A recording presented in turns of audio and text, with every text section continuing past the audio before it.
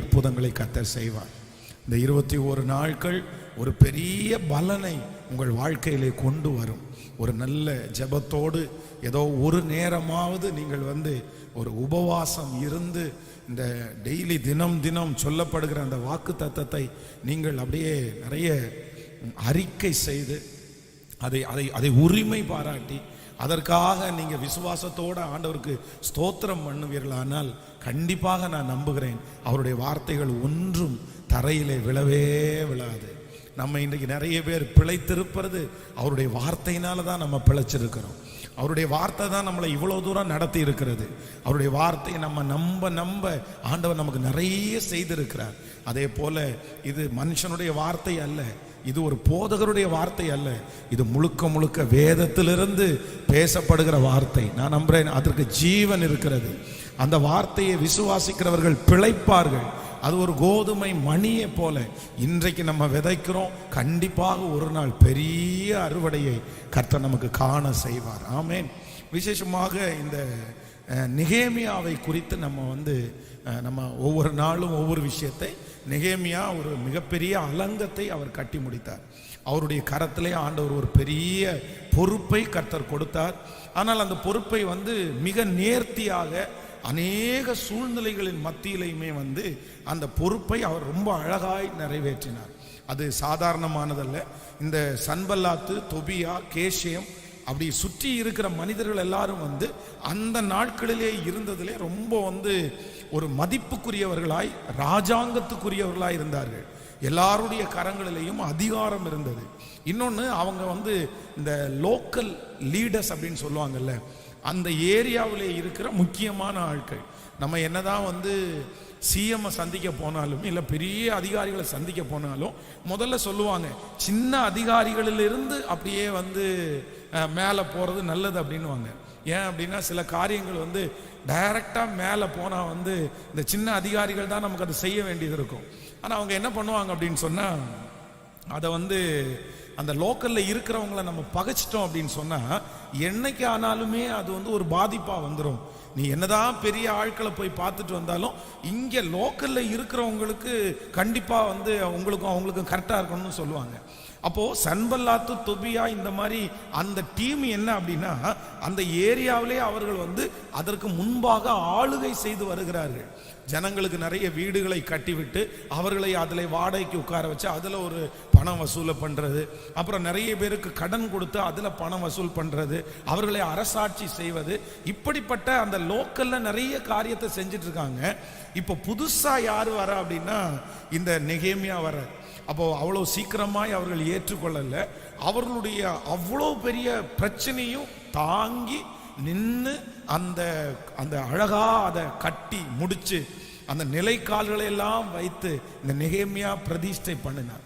அப்போ இவரிடத்துல இருக்கிற கேரக்டரை கண்டிப்பாக நம்ம இன்னைக்கு தியானிக்கணும். நம்ம வெகு சீக்கிரத்திலே ஒரு திருச்சபையை நம்ம ஒரு அலங்கத்தை கட்ட போகிறோம். அதுவும் இந்த பகுதியில் ஒரு அலங்கத்தை கட்ட போகிறோம். அப்போ நான் நினைச்சேன் என்ன அப்படின்னா, இந்த மனுஷன் நடந்து வந்த வழியை, கர்த்தர் அவனை நடத்தின சில விதங்களை குறித்து நம்ம நினைச்சு அதன்படி செய்வோமையானால் நமக்கு கொடுக்கப்பட்டிருக்கிற அலங்கத்தை எல்லாம் நம்ம கட்டி முடிக்கிறதுக்குரிய பலன் நமக்கு வரும். இடிந்து போன குடும்பங்களை நீங்கள் கட்டி எழுப்ப முடியும். இடிந்து போன உங்களுடைய வேலை ஸ்தலங்களை நீங்கள் கட்டி எழுப்புவீர்கள். அப்போ நான் இந்த இரண்டாவதாக நேற்றைய தினத்தில் நம்ம என்ன பார்த்தோம்னா, அவனுக்குள்ளே ஒரு பெரிய தரிசனம் இருந்தது. ஸோ அந்த தரிசனத்திற்கு ஜெபத்தினாலே அவன் உயிர் கொடுத்தான் அப்படின்றத நம்ம தியானிச்சோம். ஸோ இந்த இரண்டாவது நாள் நான் தியானிக்கும் போது என்ன அப்படின்னா, இந்த நெகேமியா அவனிடத்திலே இருந்த ஒரு மிகப்பெரிய குணம் என்ன அப்படின்னா, அவனுக்குள்ளே ஒரு பெரிய தாழ்மை இருந்தது. அப்படின்னா அவனை விரோதிக்கும் போது அவனை தாழ்த்தினார், அவனை உயர்த்தும் போது அவனை தாழ்த்தினார். அப்போ ஒரு தேவனுடைய பிள்ளையினுடைய வாழ்க்கையிலே இருக்கிற மிகப்பெரிய வெற்றி எங்கே அடங்கி இருக்கிறது என்றால் தாழ்மையில தான் அடங்கி இருக்கிறது. தன்னை தாழ்த்தணும்னு ஆண்டவர் எதிர்பார்க்கிறார். ஆண்டவர் சொல்றாரு, மன தாழ்மையாய் நீங்கள் இருக்கிறதை விட உங்களிடத்துல நான் என்னத்தை எதிர்பார்க்கிறேன் அப்படின்னு ஆண்டவர் சொல்றாரு. அப்போ ஒரு தேவனுடைய பிள்ளையின் இடத்துல ஆண்டவர் எதிர்பார்க்கிற ஒன்று என்ன அப்படின்னா, மன தாழ்மையா ஆண்டவர் எதிர்பார்க்கிறார். நீங்க மனத்தாழ்மையா நடக்கணும். சிலருக்கு வந்து தாழ்மை என்கிறது வந்து வெளி தோற்றத்தில் இருக்கும் பாருங்க. ரொம்ப குமிவோம், ரொம்ப அடிபணிவோம். அதான் வந்து பாய் போடுறதுக்கு தாழ்மை இருக்கும்னு சொல்லுவாங்க. ஆனால் யாராவது ஒன்று பேசினாங்கன்னா தாழ்மை இருக்காது அப்படின்வாங்க. ஆனால் நம்முடைய தாழ்மை வந்து வெளி தோற்றத்திற்கான அது மட்டுமல்ல. வெளியில் மற்றவங்களுக்கு முன்னாடி நம்ம பணிவது நல்லது, நம்ம வந்து தாழ்ந்திருப்பது நல்லது. ஆனால் அதற்கு மாறாக ஆண்டவர் என்ன எதிர்பார்க்கிறாருன்னா, நம்முடைய மனசுக்குள்ள என்ன இருக்கணும் அப்படின்னா தாழ்மைன்ற ஒன்று இருக்கணும். சிலருக்கு வெளியில அந்த மனத்தாழ்மை மாதிரி நடிச்சிட்டு உள்ளுக்குள்ள அப்படி இருக்காது. நீங்கள் வந்து சவுல் ராஜாவை வேதத்தில் எடுத்து வாசிப்பீர்களே, ஆனால் வெளி தோற்றத்துக்கு பார்த்தீங்கன்னா அவர் ரொம்ப தாழ்மை உள்ளவனா நடிக்கிறாரு. அந்த சாமுவேல் வந்து ஏன் இப்படி பண்ணீங்க அப்படின்னு கேட்கும்போது வந்து இல்லை என்ன ஜனங்களெல்லாம் என்னை விட்டு போறாங்க அதனால நான் செஞ்சேன் அப்படின்னு. ஆனா உண்மையிலே என்ன அப்படின்னா, ஏன் நான் ராஜா தானே, நான் தானே இந்த நாட்டுக்கு ராஜா, நீங்க ஒரு சாதாரணமான ஒரு ஊழியக்காரர் தானே, நான் செய்யக்கூடாதா, நான் அதை பண்ணக்கூடாதா, நான் பண்ண என்ன பெரிய பாவமா மாறுமா? அப்ப அந்த துணிகரமாய் அந்த பலியை அவர் செலுத்துவதற்கு நான் என்ன நம்புறேன் அப்படின்னா, அவனுக்குள்ளே ஒரு பெரிய கான்ஃபிடன்ட் இருக்கு. நான் ராஜா, என்ன யாருப்பா கேட்க முடியும், என்னட்டு யார் சொல்ல முடியும்? வெளி தோற்றத்திற்கு சாமுவேலை பிடிச்சி இழுத்து, ஐயா என்னை விட்டு போகாதீங்க, என்கிட்ட நீங்க பேசணும், என் கூட நீங்க இருக்கணும் அப்படின்னு அவர் வெளி தோற்றமாய் சொன்னாலும் உள்ளுக்குள்ள பாத்தீங்க அப்படின்னா அவருக்கு ஒரு பெருமை இருந்துச்சு. அதனாலதான் தாவீதை அப்படி பண்ணாதீங்க அப்படின்னு எத்தனையோ பேர் சொன்னதுக்கு அப்புறம் கூட அவர் கேட்கவே இல்லை. இல்லப்பா நான் ராஜா, எனக்கு விரோதமா எப்படி அவனை சந்தோஷப்படுத்தலாம், அவனை எப்படி பாடலாம், அவன் எப்படி பெரிய ஆளா மாறலாம். அப்போ அந்த ராஜ்யபாரம் அவனுடைய கையிலே நிலைக்காததற்கு காரணம் என்ன அப்படின்னா, வெளி தோற்றத்திலே தாழ்மையை போல நடித்தும் இருதயத்துல தாழ்மை இல்லாததுனால அவனுடைய வாழ்க்கையில பெரிய வெற்றியை அடைய முடியல.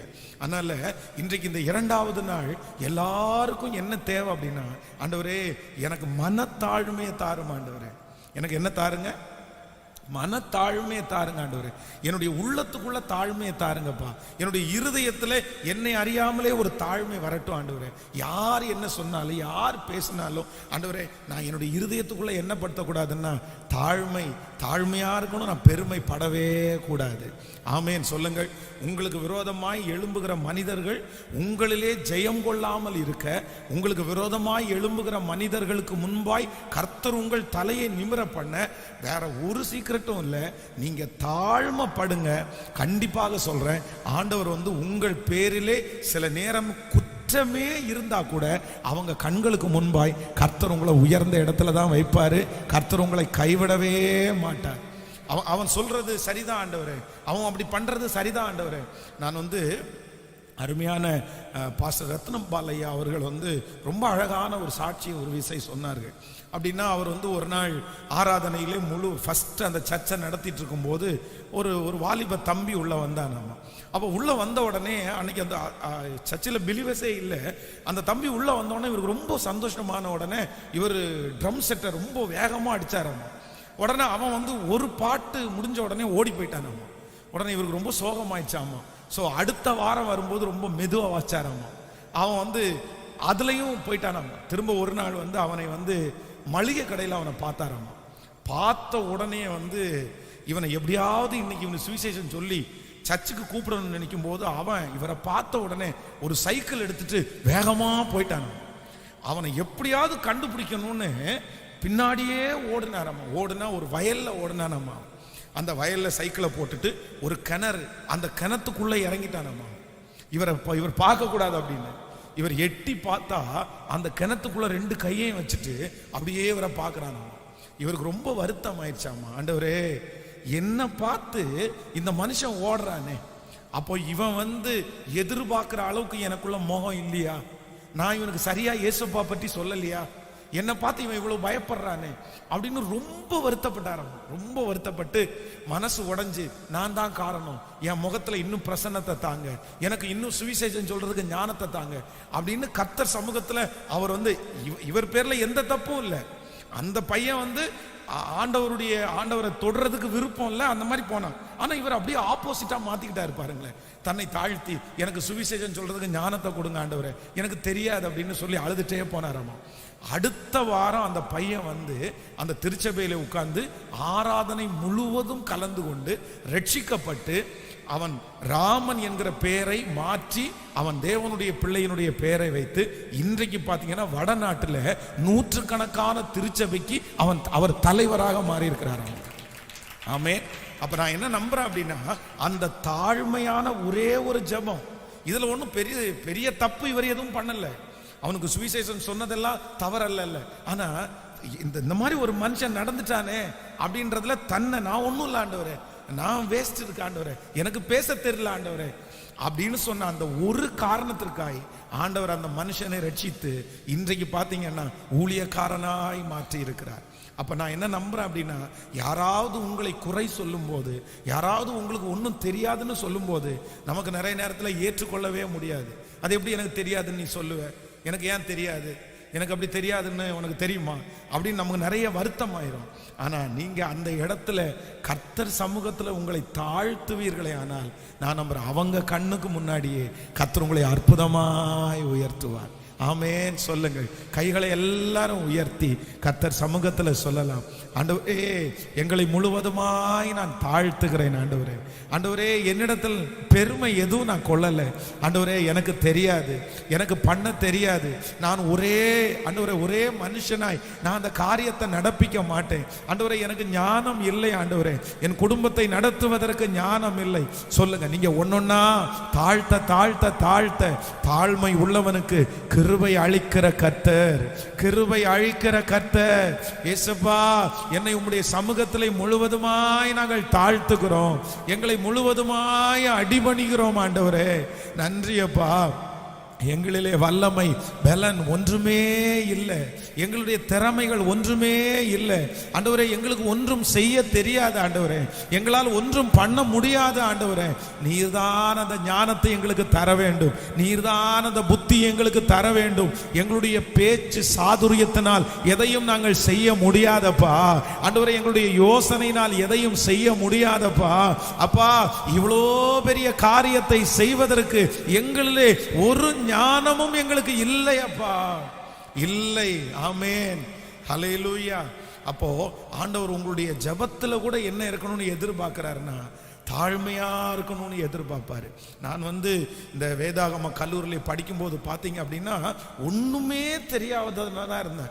எதையுமே புரிஞ்சுக்க தெரியாது, எதையுமே ஈஸியாக கற்றுக்க மாட்டேன், எழுத தெரியாது, அவங்களோட சேர்ந்து பாட தெரியாது, கரெக்டாக ஒழுங்கா ஜெபம் பண்ணவே தெரியாது. அந்த ஜெபம் பண்ணும்போது பார்த்தீங்க அப்படின்னா ஒரு வாத்தியார் ஒரு நாள் என்ன அந்த ஜெபம் பண்ண சொன்னார் அந்த கிளாஸ் ஆரம்பிக்கும் போது. அப்போ நான் ஜெபம் பண்ணும்போது அவர் அவருடைய டைரியில் நோட் பண்ணிட்டு இருந்திருக்காரு போல. நான் ஜெபம் பண்ணி முடிச்ச உடனே அவர் என்ன சொன்னார் தெரியுமா, எப்பா 100 கர்த்தாவே போட்டப்பா நீ அப்படின்னு சொன்னாரு. 3 நிமிஷம் ஜெபத்துல 100 கர்த்தாவே நீ போட்ட அப்படின்னாரு. ஆனா 100 டைம் கர்த்தாவே உமக்கு நன்றி, கர்த்தாவே உமக்கு ஸ்தோத்திரம் அப்படின்ற எத்தனை கர்த்தாவே தாண்டா போடுவேன் அந்த 3 நிமிஷத்துல அப்படின்னா அவர் என்ன சொல்றாருன்னா, நீ ஒரு ஊழியக்காரனா போற, உனக்கு ஒழுங்கா ஜெபம் பண்ண கூட தெரியல அப்படின்றாரு. ஆனால் நான் ஒவ்வொரு நாளும் மாடியில் போய் உட்கார்ந்து ஆண்டவர்கிட்ட அப்படிதான் சொல்லுவேன், ஆண்டவரே என்னில் வல்லமை பலன் ஒன்றுமே இல்லை. இந்த ஒரே வார்த்தையை முழங்கால் படிட்டு அழுதுட்டே இருப்பேன், என்னில் வல்லமை பலனும் ஒன்றுமே இல்லை, அன்பின் இயேசுவே என்னோடீரும். இந்த வார்த்தையை சொல்ல சொல்ல பார்த்தீங்க அப்படின்னா அப்படியே கண்களில் கண்ணீர் கொட்டிட்டே இருக்கும். எனக்கு ஒன்றும் தெரியாது ஆண்டவரே, எனக்கு பேச தெரியல ஆண்டவரே, எனக்கு ஜெபிக்க கூட தெரியல ஆண்டவரே, எனக்கு பிரசங்கம் பண்ண தெரியல ஆண்டவரே, எனக்கு பைபிளை வாசிச்சா சரியா புரிஞ்சுக்க கூட தெரியல ஆண்டவரே. தெரியலேன்ற வார்த்தையை ஆண்டவருக்கு ரொம்ப பிடிச்சி போச்சு பாருங்களேன். தெரியல நான் சொல்றேன், நான் உனக்கு தெரியப்படுத்துறேன், நான் உனக்கு கற்றுத்தர்றேன். நான் நம்புறேன் நீங்க வேலை செய்கிற இடத்துல கூட ஒருவேளை நீங்கள் உதாசீனப்படுத்தப்படலாம். ஆனா நீங்க கர்த்தர் சமூகத்துல போய் இவன் என்ன உதாசீனப்படுத்திட்டானே அப்படின்னு சொல்லாதீங்க, எனக்கு தெரியலேன்னு சொல்லுங்க. ஆண்டவர் உங்களுக்கு சகலத்தையும் கற்றுக் கொடுத்து உங்களை தேறினவர்களாய் நிறுத்த கர்த்தர் வல்லவராய் இருக்கிறார். ஆண்டவர் அதை தான் எதிர்பார்க்கிறார். சாலமோனை குறித்து வேதம் சொல்லுகிறது, தேவ சமூகத்துல போய் என்ன கேட்டான் அப்படின்னு சொன்னா, ஐயோ எனக்கு இந்த சின்ன வயசுல பெரிய பதவி எனக்கு கிடைச்சிருக்குதே, பரவாயில்லையே, எங்க அப்பா கூட இருந்து நான் நிறைய கத்துக்கிட்டு இருக்கிறேன், எங்க அப்பா எனக்கு நிறைய சொல்லி கொடுத்துருக்கிறாரு, அவ்வளவுதான் நான் ரொம்ப அழகா பண்ணிடுவேன், எங்க அப்பாவோட பெஸ்டா பண்ணிடுவேன், நான் எங்க அப்பா கூட சர்ச்சு கட்ட போல, நான் தான் சர்ச்சு கட்ட போறேன். அந்த பெருமைப்பட வேண்டிய அந்த மனுஷன் என்ன பண்றாரு அப்படின்னா, இவ்வளோ பெரிய ஏராளமான இந்த கூட்டத்தை நடத்துவதற்கு எனக்கு என்ன இல்லைன்னா, எனக்கு ஞானம் இல்லை ஆண்டவரே, எனக்கு ஞானத்தை தாங்க ஆண்டவரே. ஆண்டவருக்கு என்னன்னா அந்த வார்த்தை ரொம்ப பிடிச்சு போயிடுச்சு. ஆண்டவருக்கு ரொம்ப பிடிச்சு போயிடுச்சு.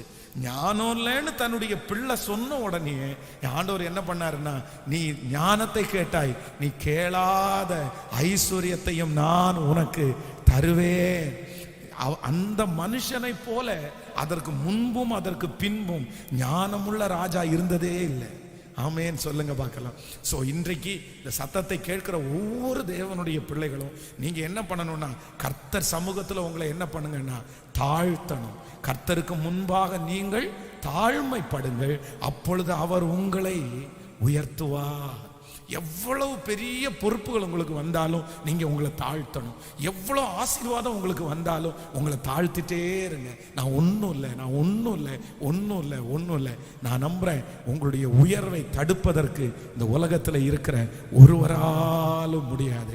ஒரு 10 விசை கையை மேல உயர்த்தி எல்லாரும் முழு பலத்தோடு கூட ஹல்லேலூயா ஹல்லேலூயா சாஷ்டாங்கமாய் சாஷ்டாங்கமாய் உங்க மனசு அப்படியே தாழட்டும் தாழட்டும். நான் பெருமையா இருந்தது தவறுதான் ஆண்டவரே, நான் பெருமையா பேசினது தவறுதான் ஆண்டவரே.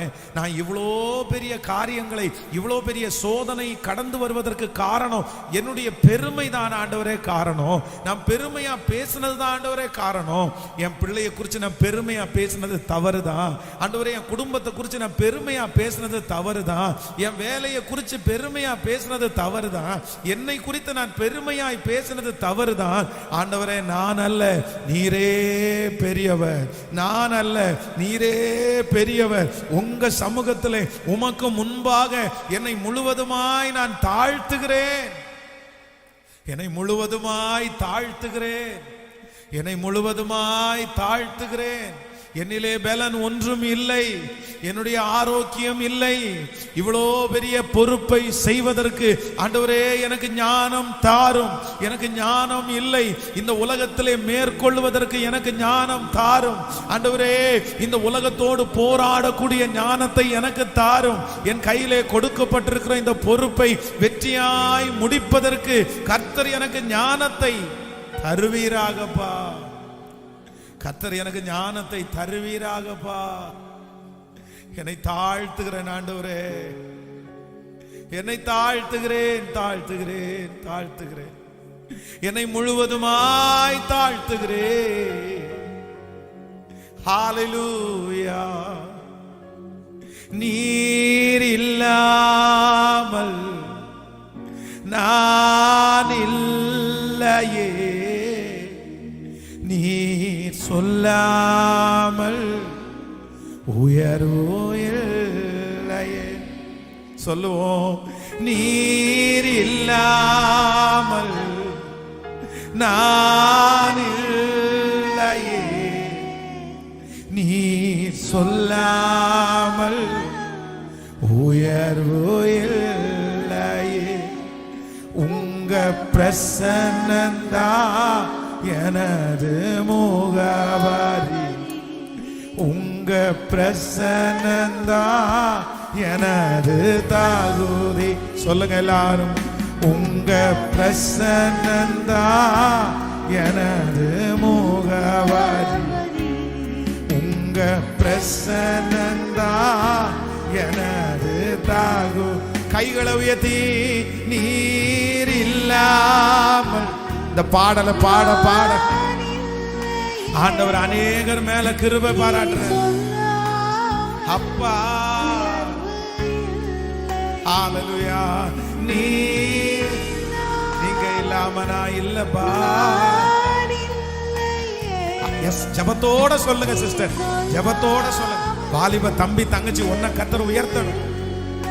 ஓ உங்க பிரசன்னந்தா எனது முகவரி. உங்க பிரசன்னந்தா எனது தாகு. உங்க பிரசன்னம், உங்க பிரசன்னந்தா. ஹல்லேலூயா. பிரசன்னந்தா எனது அழைத்த நாள் முதல் இதுவரை என்னை விலகாத வாக்கு தத்தம் பிரசன்னமே. உடைந்த நாட்களில் கூடவே இருந்து விலகாத வாக்கு தத்தம் பிரசன்னமே. விலை போகா என்னையும் மலை மேலே நிறுத்தி அழகு பார்ப்பர் பிரசன்னமே. விலை போகா என் மலை மேலே ஹல்லேலூயா அழகு பார்ப்பதும் நீங்கதான். விலை போகா என் மலை மேலே நிறுத்தி அழகு பார்ப்பதும். எஸ், விலை போகாத உங்களை கர்த்தர் மலையின் மேல நிறுத்தி கர்த்தர் அழகு பார்ப்பார். வெகு சீக்கிரத்துல கர்த்தர் அழகு பார்ப்பார். பிரசன்னமே, உங்க பிரசன்னந்தா எனது முகவர். உங்க பிரசன்னந்தா எனது தகுதி. உங்க பிரசன்னந்தா எனது முகவர். உங்க பிரசன்னந்தா எனது தகுதி. ஆமாப்பா, ஆமாப்பா, நீங்க இல்லைன்னா நாங்க ஒண்ணும் இல்லை. விலை போகாத எங்களை மலையின் மேல நிறுத்தி அழகு பார்க்கிறது நீங்க தான் ஆண்டவரே.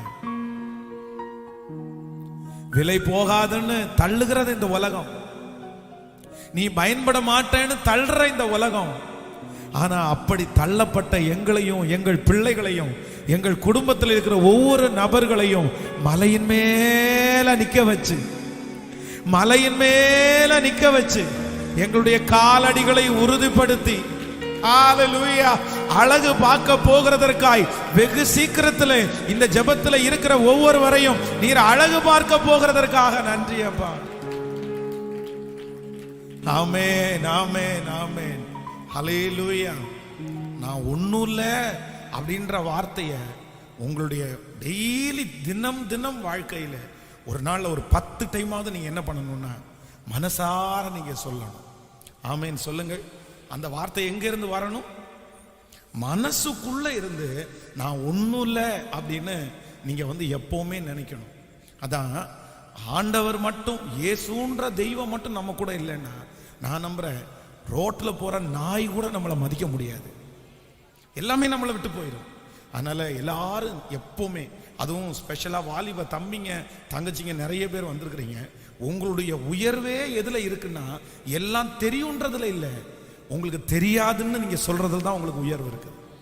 நீங்கள் கண்டிப்பாக உங்கள் ஜெபத்தில் நீங்கள் போய் நின்று இந்த வார்த்தையை சொல்லணும். ஏசப்பாட்ட நான் ஒன்றும் இல்லை ஏசப்பா, நான் ஒன்றும் இல்லை ஏசப்பா, எனக்கு தெரியாது ஏசப்பா, நான் எப்படி பண்ண போகிறேன்னு தெரியாது ஏசப்பா, நான் ஜெபிக்கிறேன். அப்படிதான் இந்த உலகத்தில் சாகிற வரைக்கும் ஆண்டவரே உங்களுடைய கைக்கு கீழேயே நான் என்ன பண்ணணும்டா, அடங்கி இருக்கணும் ஆண்டவரே, உங்கள் கைக்குள்ளே இருக்கணும் ஆண்டவரே. அப்படிப்பட்ட ஒரு தாழ்மை உங்களுக்கு இருக்குமானால் ஆண்டவர் உங்களை பல மடங்கு உயர்த்துவார். நான் என்னுடைய கண்கூடாய் பார்த்திருக்கிறேன் ஆண்டவருடைய பிள்ளைகளை. ஃபர்ஸ்ட் இயர் பைபிள் காலேஜில் 1ஆம் ஆண்டு ஜாயின் பண்ணும்போது பார்த்தீங்கன்னா பொதுவாக அங்கே இருக்கிற ஜாயின் பண்ணுற யாருக்குமே அவ்வளோ பிரசங்கம் பண்ண தெரியாது. ஃபர்ஸ்ட் இயர் யாராவது ஒரு சிலர் அவங்க பாஸ்டுக்கு கீழே இருந்து ஊழியம் பண்ணியிருப்பாங்க. அவங்க யாராவது அப்படி வந்தாங்கன்னா கொஞ்சம் அவங்க பிரசங்கம் பண்ணுவாங்க. ஆனால் அந்த 1ஆம் ஆண்டு பார்த்தீங்கன்னா அவ்வளோ ஈஸியாக எல்லாம் பிரசங்கம் பண்ண மாட்டாங்க. 3rd இயர் படிக்கும்போது நிறைய பேர் உருவாக்கப்பட்டு அழகாக பிரசங்கம் பண்ண ஆரம்பிச்சிருவாங்க. ஆனால் அந்த ஃபர்ஸ்ட் இயர்லேயே எங்கள் செட்டில் பார்த்தீங்க அப்படின்னா மிகப்பெரிய பிரசங்கிங்க இருந்தாங்க, மிகப்பெரிய பிரசங்கிங்க. அப்படின்னா அந்த கன்வென்ஷன் பிரசங்கிங்கன்னு சொல்லுவாங்கல்ல, அந்த ஃபர்ஸ்ட் இயர் ஜாயின் பண்ணும்போது பார்த்தீங்கன்னா அவ்வளோ அழகாக பிரசங்கம் பண்ணுவாங்க. பிரசங்கம் பண்ணும்போதே அக்னியாக தான் இருக்கும் பாருங்களேன், அவ்வளோ ஃபயராக பிரசங்கம் பண்ணுவாங்க. பிரசங்கம் பண்ணி முடிச்சுட்டு ஒருத்தர் என்கிட்ட கேட்பாரு, எப்படி பிரசங்கம் பண்ண, எப்படி இருக்கு, எப்படி நான் ப்ரெசன்டேஷன் பண்ணேன், எப்படி என் வார்த்தை, எப்படி என்னுடைய தியானம் எப்படி இருந்துச்சு, அழகா பண்ணனா அப்படி இவங்க எல்லாம் என்ன டீச் பண்றாங்க பாருங்க. நான் டீச் பண்ண எல்லாம் எனக்கு தேவையில்லை அப்படின்னு பேசுவாரு. ஆனா இன்றைக்கு நான் அவரை விசாரிக்கும் போது உண்மையிலே பாத்தீங்கன்னா ஊழியத்துல பெரிய ஊழியத்துல எதுவுமே இல்லை. அப்போ நம்முடைய திறமை என்று எதையுமே நம்ம என்ன பண்ணிட முடியாதுன்னா நினைக்கவே முடியாது. நான் வாழ்கிறது கர்த்தருடைய கிருபையினாலேயே வாழ்கிறேன். ஒருவனை உயர்த்துவதும் அவர்தான், ஒருவனை தாழ்த்துகிறவரும் அவர்தான். ஒருவனை அவரால் உயர்த்தவும் முடியும், ஒருவனை அவரால் தாழ்த்தவும் முடியும். எவரையும் மேன்மைப்படுத்தவும் பலப்படுத்தவும் கர்த்தருடைய கரத்தினாலே ஆகும். தாழ்மையாய் இருக்கிற உங்களை கர்த்தர் கண்டிப்பாக கைவிட போவதே இல்லை. நம்ம மேல ஆண்டவர் கிருபை பாராட்டுவார். ஆமீன். இன்றைக்கு நமக்கு ஆண்டவருடைய வார்த்தைக்கு நேராய் நம்ம கடந்து போகிறோம். ஆண்டவர் என்னுடைய இருதயத்துக்குள்ளே வைத்த ஒரு நல்ல வார்த்தையை இன்றைக்கு உங்களோடு கூட பேசி உங்களுக்காக ஜெபிக்க போகிறேன். வேதத்தை நாம் எல்லாரும் திறந்து ஒரு வசனத்தை வாசிக்கலாம். ஏசாயா எழுதின தீர்க்க தரிசன புஸ்தகத்தை எடுத்துக்கொள்ளுங்கள். ஏசாயாவின் தீர்க்க தரிசன புஸ்தகம் 40ஆம் அதிகாரத்திலே 27வது வசனத்திலிருந்து நம்ம வாசிக்க போகிறோம். ஏசாயாவின் தீர்க்க தரிசன புஸ்தகம் 40வது அதிகாரத்திலே ஸ்தோத்திரம் 40ஆம் அதிகாரம் 27வது வசனத்தை வாசிக்கலாமா? யாக்கோபே, இஸ்ரவேலே, என் வழி கர்த்தருக்கு மறைவாயிற்று என்றும் என் நியாயம் என் தேவனிடத்திற்கு எட்டாமல் போகிறது என்றும் நீ சொல்லுவானேன்? பூமியின் கடையாந்தரங்களை சிருஷ்டித்த கர்த்தராகிய அநாதி தேவன் சோர்ந்து போவதும் இல்லை, இளைப்படைவதும் இல்லை. இதை நீ அறியாயோ? இதை நீ கேட்கிறதில்லையோ? அவருடைய புத்தி ஆராய்ந்து முடியாததாயிருக்கிறது. சோர்ந்து போகிறவனுக்கு அவர் பலன் கொடுத்து சத்துவம் இல்லாதவனுக்கு சத்துவத்தை பெருக பண்ணுகிறார். இளைஞர்கள் இளைப்படைந்து சோர்ந்து போவார்கள், வாலிபர்களும் இடறி விழுவார்கள். கர்த்தருக்கு காத்திருக்கிறவர்களோ புது பலன் அடைந்து கழுகுகளைப் போல செட்டைகளை அடித்து எழும்புவார்கள். அவர்கள் ஓடினாலும் இளைப்படையார்கள், நடந்தாலும் சோர்ந்து போவார்கள். அல்லேலூயா. கர்த்தருடைய பிள்ளைகளே, நான் இந்த 2வது நாள் கர்த்தருடைய சமூகத்திலே வாக்குத்தத்தத்திற்காக நான் ஜெபித்த போது ஆண்டவர் என்னுடைய இருதயத்திலே வைத்த ஒரு மிகப்பெரிய வார்த்தை என்ன அப்படின்னா, சோர்ந்து போகாதே என்கிற ஒரு வார்த்தையை ஆண்டவர் என்னுடைய இருதயத்திலே பேசிக்கொண்டே இருந்தார். பொதுவாக ஒரு தேவனுடைய பிள்ளையினுடைய வாழ்க்கையிலே சில காரியங்கள் நம்முடைய வாழ்க்கையில நடக்கும் போது நம்மை அறியாமலே ஒரு பெரிய சோர்வுகள் வருகிறது. இந்த ஜெபத்திலே இந்த சத்தத்தை கேட்கிற நீங்கள் ஏதோ ஒரு காரணத்திற்காக நீங்கள் ஒருவேளை சோர்ந்து போய் வந்திருக்கலாம். இந்த மாதிரி யாராவது ஒரு மனிதனுடைய எதிர்ப்பு உங்களுடைய வாழ்க்கையிலே நீங்கள் சோர்ந்து போய் வந்திருக்கலாம். நீங்கள் நினைத்த காரியம் நடக்காததுனாலே நீங்கள் சோர்ந்து போய் இந்த இடத்துல வந்திருக்கலாம். ஆனால் என்னுடைய கர்த்தராகிய ஆண்டவர் வாக்கு கொடுக்கிறார், சோர்ந்து போகிறவனுக்கு அவர் பலன் கொடுத்து சத்துவம் இல்லாதவனுடைய சத்துவத்தை கர்த்தர் பலப்படுத்த போகிறார். நான் இந்த சோர்விலிருந்து வெளியே வர முடியாது, அவ்வளவுதான், நான் ரொம்ப சோர்ந்து போய்விட்டேன், பல நாட்களாய் பல மாதங்களாய் பல வருடங்களாக நான் ரொம்ப சோர்வுக்குள்ளாகிவிட்டேன், நான் பழையது மாதிரி இனி வேகமா நான் இருக்க முடியாது, நான் உற்சாகமாக முடியாது, எனக்குள்ள ஒரு சோர்வு என்னை ஆழ்த்தி இருக்கிறது. ஆனா நான் நம்புகிறேன், இந்த 21 நாட்கள் ஜெபம் முடியும் போது கர்த்தர் சோர்ந்து போய் இருக்கிற உங்களுக்கு ஒரு புதிய பலனை கர்த்தர் தருகிறார். கழுகை போல கர்த்தர் உங்களுக்கு பலன் தருகிறார். கழுகுக்கு எப்படி திரும்பவும் அந்த பலன் வருமோ அதே போல சோர்ந்திருக்கிற உங்களுக்கு திரும்பவும் கர்த்தர் பலன் தரப்போகிறார். கழுகை இந்த இடத்துல கர்த்தர் காண்பிக்கிறதுக்கு என்ன காரணம்னா, பொதுவாக இந்த கழுகு தன்னுடைய வயதை அது நிரம்பி அதனுடைய மரணம் அடைகிற அந்த சூழ்நிலையிலே யாருமே போக முடியாத ஒரு உயரமான இடத்துல அது போய் உட்காரும். அது உட்காரும் போது அதனுடைய உடம்புல இருக்கிற எல்லா இதழ்களும் எல்லாம் கீழே உதிர்ந்து ஒரு வெறும் அந்த கறி மாதிரி, வெறும் அந்த மொட்டை அடிக்கப்பட்ட ஒரு கழுகு மாதிரி அது மலையின் மேல நிக்குமாமா. அந்த வெயில் அதன் மேல படுமாமா. ஆனா அது அப்படியே காத்திருக்க பாத்தீங்க அப்படின்னா அதனுடைய இறகுகள் எல்லாம் கொஞ்சம் கொஞ்சமாய் முளைக்க ஆரம்பிக்கும். அவ்வளவுதான். அந்த கழுகை பார்க்கிறவங்க எல்லாருமே அவ்வளவுதான், இது செத்து போகுது, இதுக்கு மேல இதுக்கு உயிர் வராது, இதனுடைய இறகுகள் எல்லாம் கீழே விழுந்து அவ்வளவுதான், அது பலவீனப்பட்டுருச்சு, அதுக்கு ரொம்ப வயசாயிருச்சு அப்படின்னு நினைப்பார்கள். ஆனா இந்த கழுது என்ன பண்ணுமாமா, அந்த மலையின் மேல போய் நிற்கும் போது, அது சோர்ந்து போய் இருக்கும் போது மறுபடியும் அதனுடைய இறகுகள் எல்லாம் முளைத்து முன்பு இருந்ததை விட பலனாய் அது கீழே இறங்கி வருமாமா. அப்ப நான் என்ன நம்புறேன் அப்படின்னா, இந்த 21 நாட்கள் ஜெபத்துல நீங்கள் சோர்ந்து போய் இனி எனக்கு வாழ்வே இல்லைன்னு நினைக்கலாம். உங்களை பார்க்கிற நிறைய பேரு நீங்க இவ்வளவு உற்சாகமான ஆளாச்சே, ஆனா நீங்க ரொம்ப சோர்ந்து போயிட்டீங்களே, இந்த பிரச்சனை உங்களை ரொம்ப சோர்வுக்குள்ளாக்கிருச்சு, நீங்க பல வருஷம் ஆயிருச்சு, பல மாதம் ஆயிருச்சு, உங்களுடைய முகம் அவ்வளவு ஃப்ரெஷ்ஷா இல்லை, உங்க சரீரம் அவ்வளவு பலனா இல்லை அப்படின்னு யாரெல்லாம் உங்களை பார்த்து சொன்னார்களோ, நான் நம்புகிறேன் கர்த்தருக்கு காத்திருக்கும்படியாக நீங்கள் வந்திருக்கிறீர்கள், கர்த்தருக்கு காத்திருக்க நீங்கள் ஆரம்பித்து விட்டீர்கள்.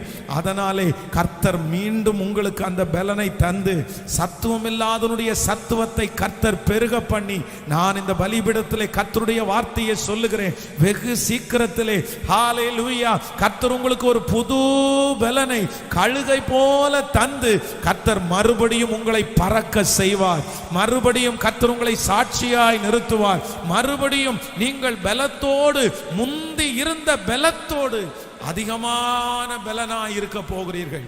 ஆமென் சொல்லுங்கள். இந்த இடத்துல ஆண்டவர் ஜனங்களை பார்த்து என்ன சொல்றாருன்னா, என்னை பார், என்ன பாருங்க, நான் சோர்ந்து போகிறது இல்லை அப்படின்னு ஜனங்களுக்கு சொல்கிறார்.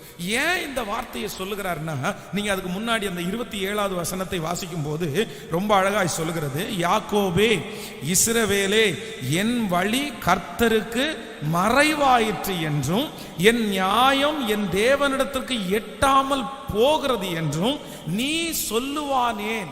அப்படின்னா இந்த ஜனங்கள் என்ன சொல்றாங்க அப்படின்னு சொன்னா, என் கர்த்தருக்கு, என் வழி கர்த்தருக்கு மறைவாயிற்று அப்படின்னா, இதுவரைக்கும் நான் விசுவாசமா இருந்தது பிரயோஜனம் இல்லை, இதுவரைக்கும் நான் உழைச்சது பிரயோஜனம் இல்லை, இதுவரைக்கும் நான் காத்திருந்தது பிரயோஜனம் இல்லை, இத்தனை நாள் நான் ஆண்டவரோட நடந்தேன்னு எனக்கு என்ன லாபம் அப்படின்னா, இந்த இஸ்ரவேல் ஜனங்களுடைய குமுறல்கள் தான் இங்கே சொல்லப்பட்டிருக்கிறது. அதைத்தான் ஏசாயா தீர்க்கதரிசி சொல்றாரு, நீங்க எப்படி சொல்லிட்டு இருக்கிறீங்களாமா, இஸ்ரவேலே நீ என் வழி கர்த்தருக்கு மறைவாயிற்று என்றும் என் நியாயம் என் தேவனிடத்திற்கு எட்டாமல் போயிற்று என்றும் நீ சொல்லுவானேன்.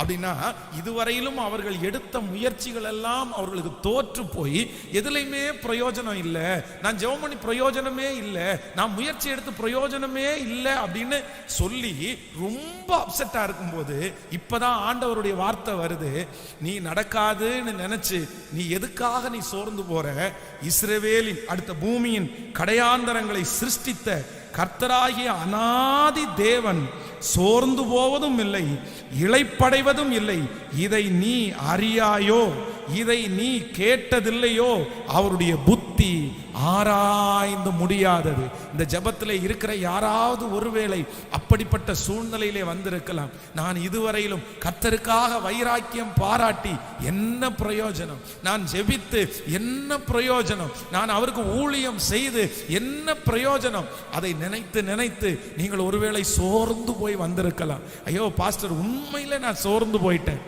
என்னுடைய வாழ்க்கையிலே நடக்கிற அந்த காரியத்தை குறித்து என்னுடைய ஜெபமெல்லாம் கேட்கப்படலையோ, நான் இன்னும் என்ன செய்யணும்? அப்ப அவர்களை பார்த்துதான் ஆண்டவர் இன்றைக்கு உங்களோடு பேசுகிறார், மகளே நானே சோர்ந்து போவதில்லை, மகளே நான் சோர்ந்து போவதில்லை, அதை நீ அறியாயோ, அதை நீ அறியாயோ.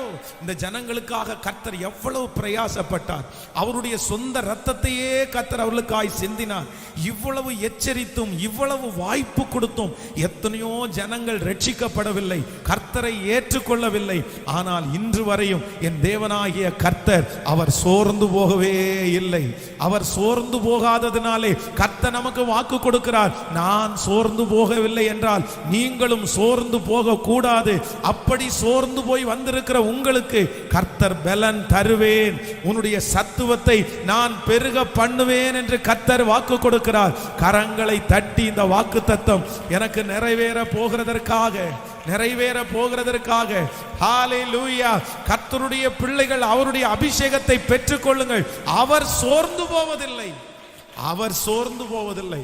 ஆண்டவர் இந்த இடத்துல என்ன சொல்ல வர்றார் அப்படின்னா, நான் சோர்ந்து போகல இல்ல, நான் சோர்ந்து போகல இல்ல, அப்புறம் ஏன் நீ சோர்ந்து போற? அப்புறம் நீ எதற்காக சோர்ந்து போக வேண்டும்? சோ இந்த வசனத்தை நான் தியானித்து கொண்டிருக்கும் போது ஒரு 3 காரியத்தை நான் தியானித்தேன். அப்படின்னா ஒரு தேவனுடைய பிள்ளை எதுக்கெல்லாம் நீங்க சோர்ந்து போக கூடாது அப்படின்னா ஆண்டவர் நமக்கு நிறைய வசனங்களை எழுதி வைத்திருக்கிறார். முதலாவதாக ஒரு வசனத்தை வாசிக்கலாம். 1 ராஜாக்களின் புஸ்தகம் 19ஆம் அதிகாரத்தை நம்ம எடுக்க போகிறோம். 1 ராஜாக்களின் புஸ்தகம் 19ஆம் அதிகாரத்திலே எடுத்துக்கொள்ளுங்கள். 19ஆம் அதிகாரம் 2வது வசனத்திலிருந்து வாசிக்க போகிறோம். அப்பொழுது யேசபேல் எலியாவினிடத்திற்கு ஆள் அனுப்பி, அவர்களில் ஒவ்வொருவனுடைய பிராணனுக்கு செய்யப்பட்டது போல நான் நாளைக்கு இந்நேரத்தில் உன் பிராணனுக்கு செய்யாதே போனால் தேவர்கள் அதற்கு சரியாகவும் அதற்கு அதிகமாகவும் எனக்கு செய்ய கடவார்கள் என்று சொல்ல சொன்னான். அவனுக்கு அது தெரிந்த போது எழுந்து தன் பிராணனை காக்க யூதாவை சேர்ந்த பேர்சபாவுக்கு புறப்பட்டு போய் தன் வேலைக்காரனை அங்கேயே நிறுத்திவிட்டான். அவன் வனாந்தரத்தில் 1 நாள் பிரயாணம் போய் ஒரு சூரை செடியின் கீழ் உட்கார்ந்து தான் சாக வேண்டும் என்று கோரி, போதும் கர்த்தாவே, என் ஆத்துமாவை எடுத்துக்கொள்ளும், நான் என் பிதாக்களை பார்க்கலும் நல்லவன் அல்ல என்று சொல்லி ஒரு சூரை செடியின் கீழ் படுத்து கொண்டு நித்திரை பண்ணினான். அப்பொழுது ஒரு தூதன் அவனை தட்டி எழுப்பி, எழுந்திரு, போஜனம் பண்ணு என்றான். அவன் விழித்து பார்க்கிற போது இதோ தழலினால் சுடப்பட்ட அடையும் ஒரு பாத்திரத்தில் தண்ணீரும் அவன் தலைமாட்டில் இருந்தது. அப்பொழுது புசித்து குடித்து திரும்பவும் படுத்து கொண்டான். கர்த்தருடைய தூதன் திரும்ப 2ஆம் தரம் வந்து அவனை தட்டி எழுப்பி, எழுந்திருந்து போஜனம் பண்ணு, நீ பண்ண வேண்டிய தூரம் வெகு தூரம் என்றான். அப்பொழுது அவன் எழுந்திருந்து புசித்து குடித்து அந்த போஜனத்தின் பலத்தினால் 40 நாள் இரவும் பகலும் ஓரேப் என்னும் தேவனுடைய பர்வதம் மட்டும் நடந்து போனான். ஆமென் சொல்லுங்க. கர்த்தருடைய பிள்ளைகளே, இந்த இடத்திலே எலியாவை குறித்து மிக அழகாய் சொல்லப்பட்டிருக்கிறது. இந்த எலியா சாதாரணமான தேவ மனிதன் அல்ல. இவர் பெரிய பெரிய சவால்களை எல்லாம் எதிர்கொண்ட ஒரு தேவ மனுஷன். ஆண்டவருக்காக வைராக்கியம் பாராட்டினவர். இவர் ஒரே ஆளாக நின்று அவனுக்கு முன்பாக இருந்த எல்லா தீர்க்கதரிசிகளிடத்திலையும் மிகப்பெரிய சவாலை செய்தார். அவர்கள் அவருடைய தேவனை நோக்கி கூப்பிடும் போது அவர் ஜாலியா நடந்துட்டு அவங்களுக்கு முன்னாடி ரொம்ப கிண்டல் பண்ணி நடிச்சிட்டாரு. ஆனா திடீரென்று அந்த ஊழியம் எல்லாம் முடிச்சுட்டு அவர் வராரு. அப்ப யேசபேல் என்கிற அந்த நாட்டினுடைய ராஜாவினுடைய மனைவி, அவள் ஒரு மோசமான ஒரு கேரக்டர் உள்ளவர், அவள் ஒரு நல்ல குணம் உள்ளவர்கள் அல்ல. ஆனா இந்த யேசபேல் என்ன பண்றா அப்படின்னா, ஒரு மனுஷனை கூப்பிட்டு இப்படி பண்ணானா, அங்க இருக்கிற என்னுடைய ஆட்களை எல்லாம் அவன் கொன்னுட்டானா, பாரு அவன் என்ன செஞ்சானோ அதற்கு பதிலாக அவனுடைய ஜீவனை நான் எடுத்துருவேன், அவனை நான் கொன்றுவேன், அவனை உயிரோட வைக்க மாட்டேன் அப்படின்னு ஒரு மிரட்டலான ஒரு வார்த்தையை சொல்லி அனுப்புகிறார்கள். நன்றாய் கவனிங்கள். கொண்டு வந்து சொன்ன ஆள் எப்படி சொன்னாங்கன்னு தெரியல. ஆனா இந்த வார்த்தையை கேட்ட உடனே அவ்வளோ பெரிய தேவ மனுஷனா இருந்த இந்த தீர்க்கதரிசிக்கு அவருக்குள்ள ஒரு பெரிய சோறு வந்துருச்சு. இத்தனை நாட்களும் அவர்களுக்கு முன்பாக எத்தனையோ ஊழியங்களை செய்திருக்கிறார். அப்போ ஒரு ஊழியக்காரனுக்கே மற்றவர்கள் பேசுகிற வார்த்தையினாலே ஒரு சோர்வு வருமானால் சாதாரணமான ஜனங்கள் எம்மாத்திரம். அப்போ நான் என்ன நம்புறேன் அப்படின்னு சொன்னா, அப்படி மனிதனுடைய வார்த்தையினாலே சோர்ந்து போன தீர்க்கதரிசியை கர்த்தர் தட்டி எழுப்பி அவனுக்கு போஜனத்தை கொடுத்து சொல்றாரு, நீ போக வேண்டிய தூரம் வெகு தூரம், நான் உன்னை பலப்படுத்துவேன் என்று கர்த்தர் பலப்படுத்தினார். அப்போ இன்றைக்கு எல்லாரும் கவனமாய் கவனிங்கள்.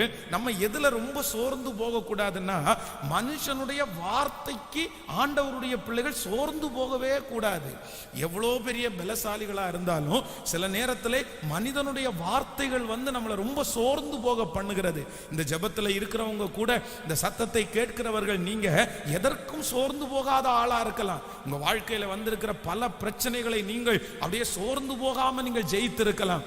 ஆனா ஒரே ஒரு மனுஷனுடைய வார்த்தையினால் ஒருவேளை நீங்கள் சோர்ந்து போயிருக்கலாம். இருக்கலாம், அது உங்கள் சொந்தக்காரங்க பேசி இருக்கலாம், இல்லைன்னா ஒரு மருத்துவர் உங்களை பார்த்து பேசி இருக்கலாம். யாருக்காக ஆண்டவர் சொல்றாருன்னு தெரியல, ஆனா நான் கர்த்தருடைய வார்த்தையை விசுவாசிக்கிறேன். இல்லை, மனிதனுடைய வார்த்தையை கேட்டு சோர்ந்து போயிருக்கிற கர்த்தருடைய பிள்ளையே, ஆண்டவர் உங்களுக்கு ஒரு புது பலனை தருகிறார். ஒரு புது பலனை கர்த்தர் உங்களுக்கு கட்டளை இடுகிறார். நீ அந்த மனுஷனுடைய வார்த்தைக்கு சோர்ந்து போக வேண்டிய அவசியம் இல்லை. அவனுடைய வார்த்தை நடக்க போவது இல்லை. அந்த வார்த்தையின்படி கர்த்தர் செய்ய போவதில்லை. கர்த்தர் அவனுடைய வாயிலிருந்து புறப்பட்ட அந்த வார்த்தையை அதம் பண்ணி கர்த்தர் உங்களுக்கு கொடுத்த அனைத்து வாக்குத்தத்தங்களையும் கர்த்தர் அப்படியே நிறைவேற்ற போகிறார். எலியாவை தட்டி கொடுத்த கர்த்தர் இன்றைக்கு இந்த 2வது நாள் ஜெபத்திலே உங்க பக்கத்துல வந்து சொல்றாரு, மனுஷனுடைய வார்த்தையை கேட்டு நீ சோர்ந்து போனாயோ, நீ போக வேண்டிய தூரம் வெகு தூரம், நீ பண்ண வேண்டிய பிரயாணம் வெகு தூரம், நீ எனக்காக செய்ய வேண்டியது நிறைய காரியங்கள். நீ எழுந்து புறப்பட்டு கடந்து போ. ஹல்லேலூயா. சில நேரத்தில் மனுஷங்க அப்படிதான், நம்மளை விசுவாசமா இருந்தா நம்மளை ரொம்ப உடைச்சிருவாங்க. உனக்கு இப்படி நடக்காது அப்படின்னு சொல்லுவாங்க. நீ எத்தனை நாள் ஜோம் பண்ணிட்டு இருப்பேன்னு சொல்லுவாங்க. இல்லைன்னா நீ ஜோம் பண்ணி என்ன உனக்கு அற்புதம் நடந்துன்னு சொல்லுவாங்க. மனுஷனுடைய வார்த்தைகள் வந்து சில நேரத்தில் அம்பு மாதிரி நம்மளை குத்தும். அது நம்மளை ரொம்ப நொடிஞ்சு போக பண்ணும். ஆனா இஸ்ரவேலின் ஜெயபலமானவர் இல்லை, மனுஷனுடைய வார்த்தைக்கு நீ என்ன பண்ணக்கூடாதுன்னா சோர்ந்து போக கூடாது.